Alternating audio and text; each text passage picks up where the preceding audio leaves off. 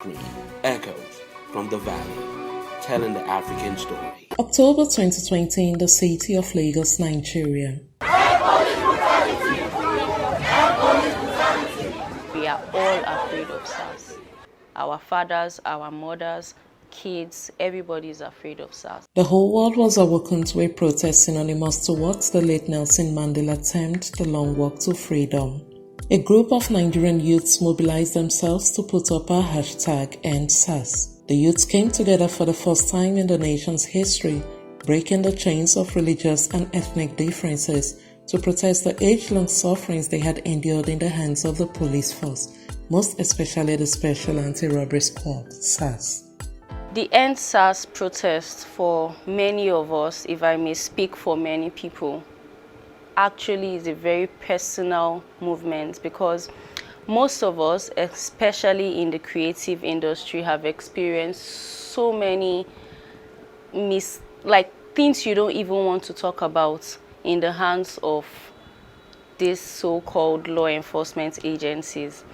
And I don't want to specify it to one unit alone because sometimes you might just run into the wrong people at the wrong time. It does not generalize the entire force. But from my perspective, what I have gone through in the hands of SARS, I understand the fight and I understand why people are willing to risk their lives every day.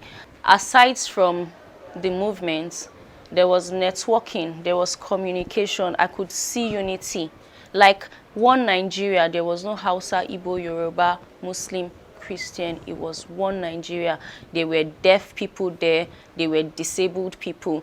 I had goosebumps. The founding of the Special Anti-Robbery Squad in late 1992 by former Commissioner of Police Simeon Danladi Midenda was as a result of the death of Colonel Rindam of the Nigerian Army at the hands of the Nigerian police at a checkpoint in Lagos on September 1992.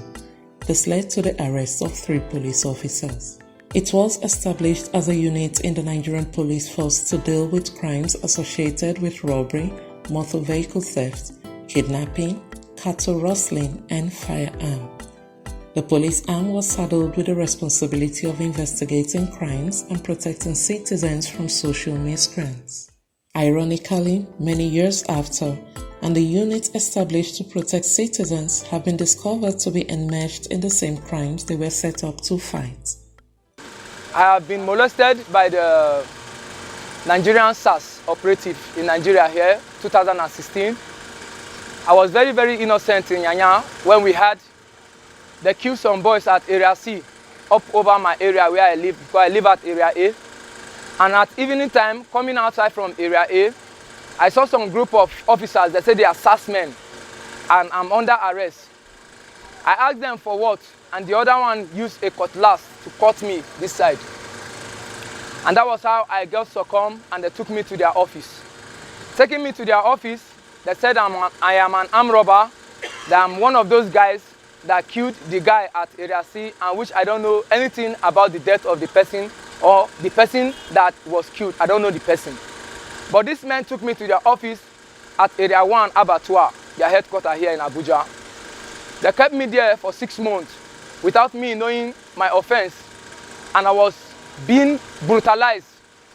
Those men have to force me on duress to say everything I don't know and everything I was not involved in.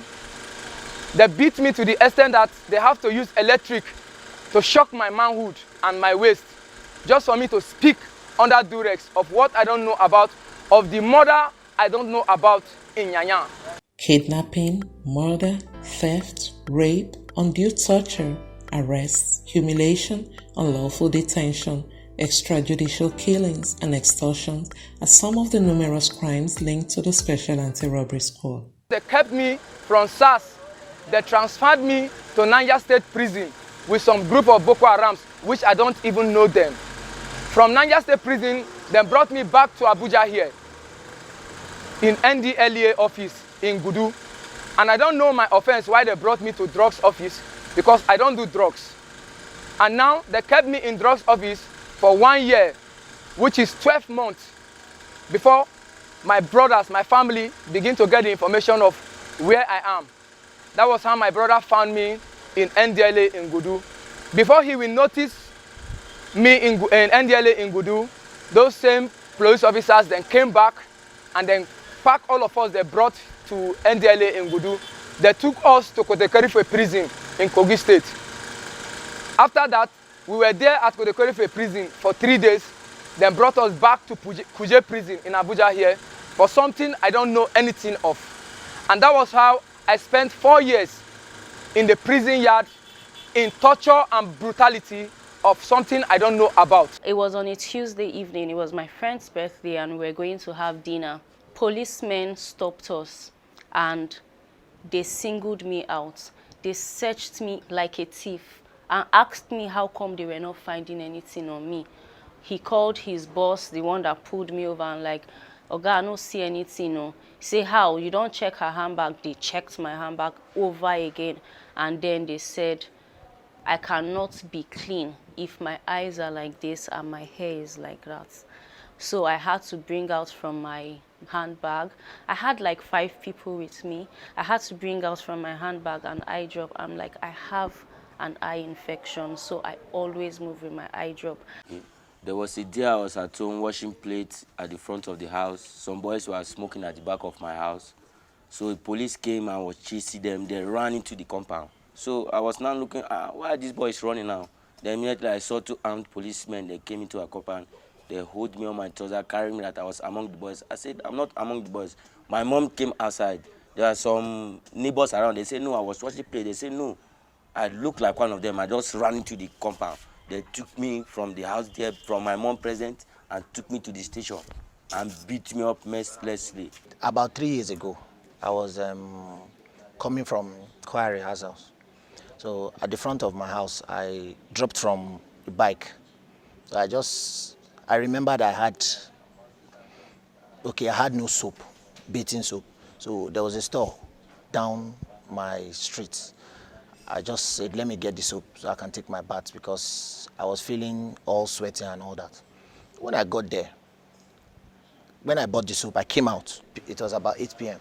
So when I was coming back, I heard gunshots at my back. I turned back and I looked, it was SAS officials.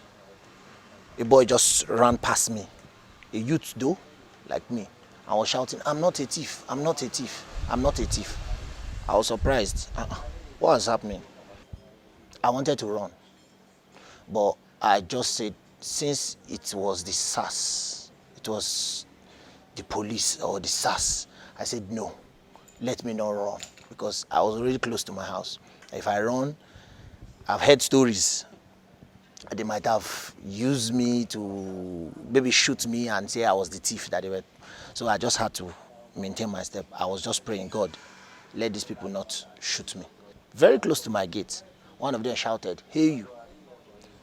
I turned back and looked at him. Since I've not committed any crime, I later went to meet him. I went there, I talked to him. The first thing he did, when he saw me, he held me at my belt and dragged me and said with these exact words, let us use this one to replace the guy that they could not catch, the thief. That's what he used. Let's use him to replace the thief. My worst SAS experience was in 2017. I was driving a Benz and it wasn't my car, it was my friend's car. So obviously a young girl in a Benz, it would just seem fishy, like how can you afford this? And it was like 8 p.m. at night. I was pulled over and one thing led to the other. I was beaten up mercilessly because in my mind they were going to plant something in the car to set me up. So I refused to give the keys to the car and they beat me up and took me to the station. Taken to social media, more youths have recounted their ordeals with the SAS, with major accusations being traced to undue criminal allegations based on their looks. They harass young youths, feeling that maybe you keep dreadlocks, you're dressed with a rugged jean, or you dyed your hair, and they say you are a Yahoo boy. Because I don't understand. Then they come and meet you and tell you, give me your phone, I want to check your phone. Why are you checking my phone? Why do you have the right to check? I want to understand whether if a policeman has the right to check your phone, or a SAS official, he will tell you, bring your phone. I had a friend that they took throughout the night. They took him to 3 different. They went to the ATM there to withdraw, and when he withdrew money from his ATM, they left him there. He was in Uber. He was coming back. They stopped the Uber, saw him, and said he looks like a Yahoo boy because he was carrying dreads. Told the Uber man to go. Took him. Most of us are trying. We're just asking that, can we live? Can we be creatives? Can we walk down the streets and not feel judged? I like to be fashionable. I like to be colorful. That's why you would see me have colors or cowries in my hair. It just depicts the kind of person I am, my artistic nature. It doesn't make me a bad person. On an average day, before I want to go out and socialize, I would have to do a lot of things that are inconveniencing for me. Maybe put on a turban if it's at night because I do not want to be harassed by police, or something. It's just not convenient at all. Moving around the streets, not feeling free. In your own country, where I was born, it doesn't make sense. This has left many in wonder why this should be in a country with a higher population of young people, the Y generation.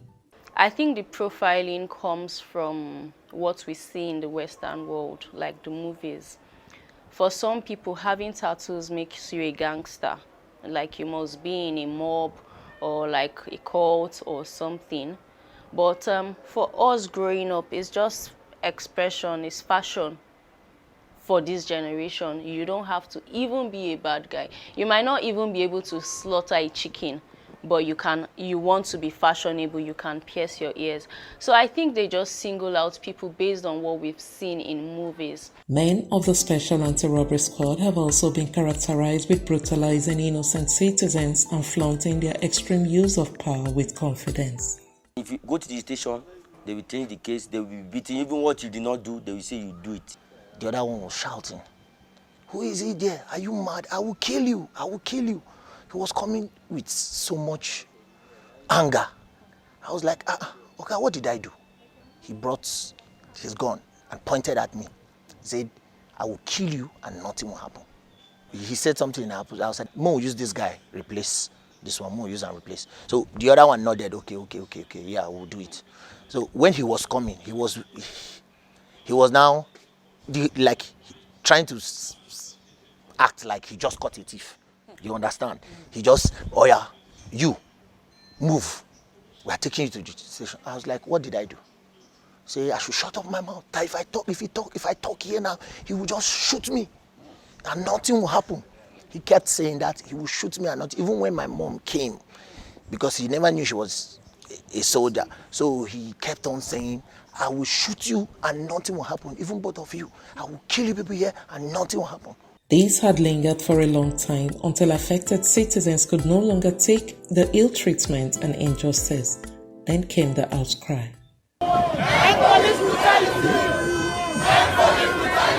Endsars protest started. I think I joined them on like maybe day 7 physically, but from the onset, I was promoting, whatever they are saying, we stand for this, yes, Endsars, justice in Nigeria.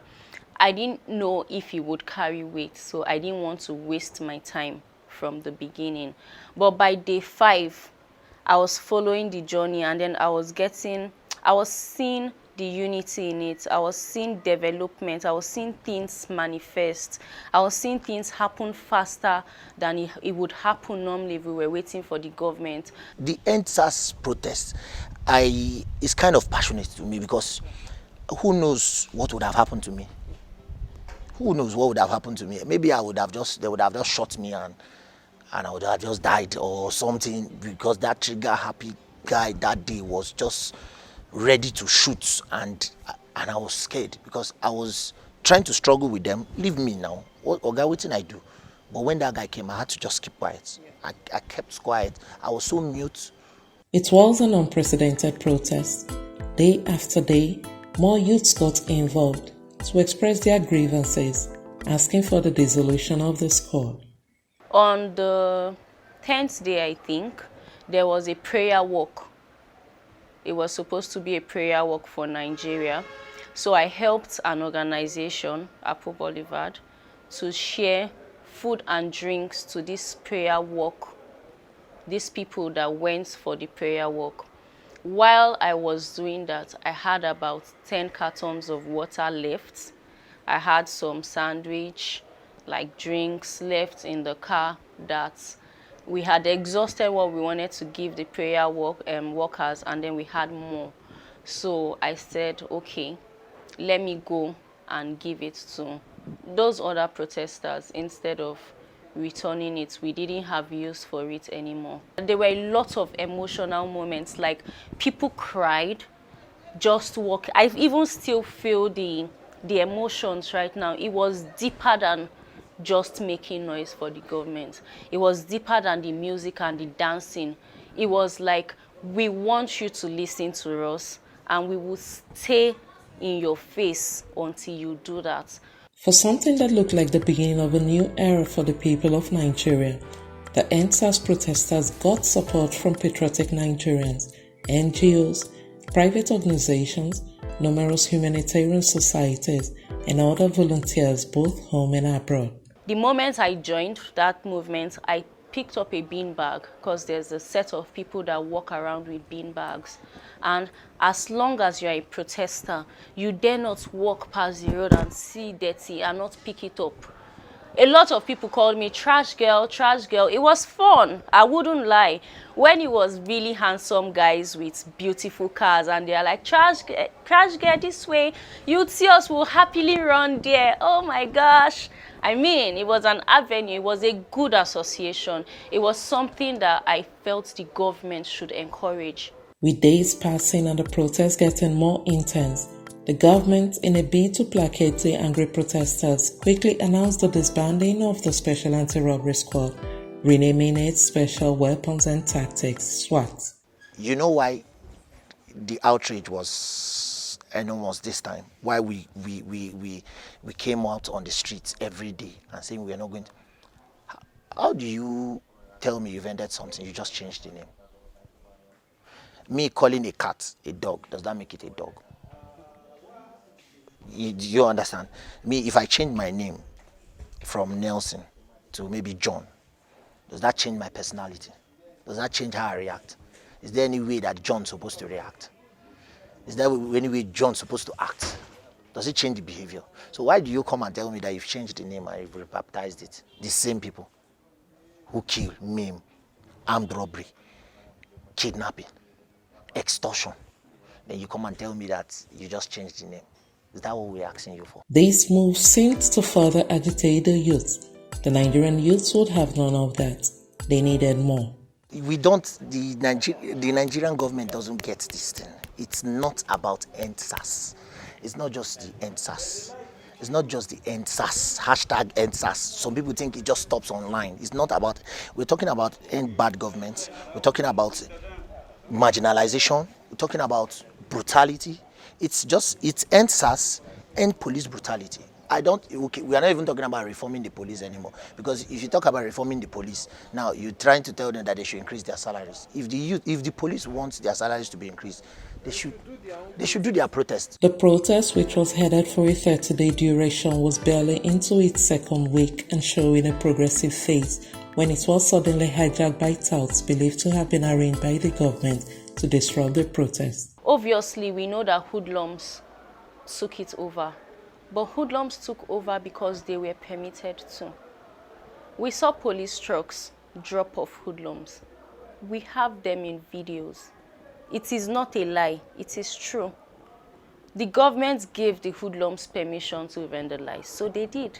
And suddenly, like in concordance with speculations about the root of the hijack of the protest and the silence of the federal government as a form of consent, a summons came.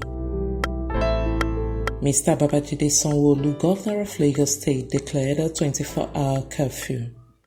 But in solidarity and with a never-give-up spirit, the Lagos youths, defying threat to life, pulled more forces together, standing in unity at the Lekki toll gate, still chanting their desires with placards and the Nigerian flag lifted high in the sky. They all sang with sonorous voices, the country's national anthem. Then the worst happened. Just like darkness falling at noon, the lights were taken off.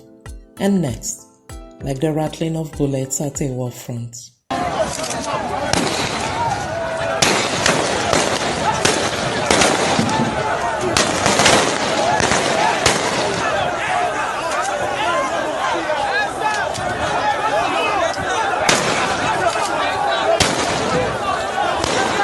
Shouts of woes and cries of death filled the air. Nigerian youths without arms, only with placards and the Nigerian flag, came falling under the bullets. I love watching football. My team was playing that day, but I couldn't watch the match because I was traumatized. How do you shoot at your citizens for asking you to just do one simple thing? I actually was live that day because, like I said, I follow online a lot. I was live that day and I cry every night to sleep because a lot of people just talk about the Lekki massacre. They did not talk about the Abuja ones where we saw people score on the floor. I've not been able to sleep because I watched it. I watched them trying to perform a live operation online. We shouldn't see things like that, but we saw it, and I got scared. I sleep at night, and some days, all you just see is blood. When you are going out, you are afraid. Are they going to shoot me? Am I going to die today? Mothers lost their children. Children lost their parents. Men and women lost their spouses. Siblings, friends, families, the whole nation was thrown into a state of mourning in what is now known as the Lekki massacre. Some people there were people's only children, single mothers with only, like, the only thing I have in life. This is not money that I'm begging you for. This is not palliative.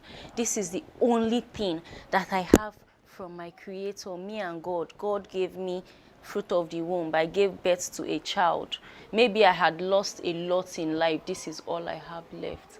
And then that person dies on that day and we hear this Photoshop. Nigerian youths who were gradually pushing their voices through, already having a glimpse of light at the end of their struggles, suddenly lost their sight to the misty smokes that filled the clouds that Black Tuesday.